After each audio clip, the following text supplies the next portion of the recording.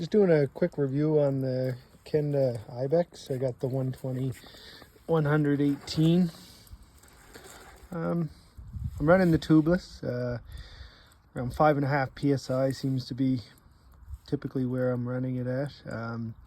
I have just over 30 hours. I got 30.5 hours on it, and I've seen different reviews online with how this tire's held up. I've got a few chunks kind of just starting to kind of come out of the front edge a little bit, but I haven't been very kind to this tire. I've definitely spun it up a lot more than I typically do, just kind of trying to see what the tire will last like. I've been really a big fan of the JX8 by our IRC. Really fond of that tire. Just looking for a little different tire, maybe for some soft soil performance. So the lugs here are slightly wider than the JX8. I do find that they don't bend over as much, and certainly because it's thicker and wider, I guess it hasn't started to split kind of at the base as much as the JX8. It does still have really good traction. I think on the durometer it was only slightly different than the JX8, so overall similar compound. I can double check the numbers on the durometer just to confirm, but overall I'm pretty happy with the tire. It's certainly holding up fairly well. We ride a lot of sandy single track, second, third gear stuff, and then we do some kind of more of a kind of hill climbs, loose roots, rocks, combination of things. Some of the hills are getting kind of a bit gnarly on the rocks and the roots, so a little bit more spinning happening. Anyway, you can kind of see a wide variety of the type of terrain that we typically ride. I've got some videos on YouTube if you want to check them out to kind of get an idea of what we ride. I do some hare scrambles. I've done 2 hare scramble races on this tire, plus you know, probably in the vicinity of 28 hours of trail riding.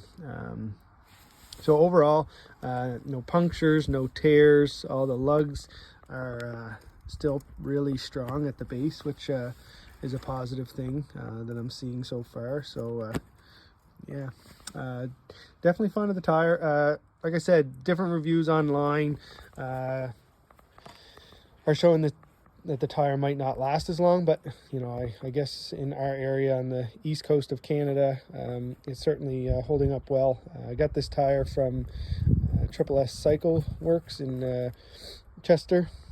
You can check out their website. He's a great guy to deal with, but definitely a good tire. I'm going to try the 110 100 the next time. I have one on the way right now, so I'm going to give that a try. But yeah, definitely a big fan of this one.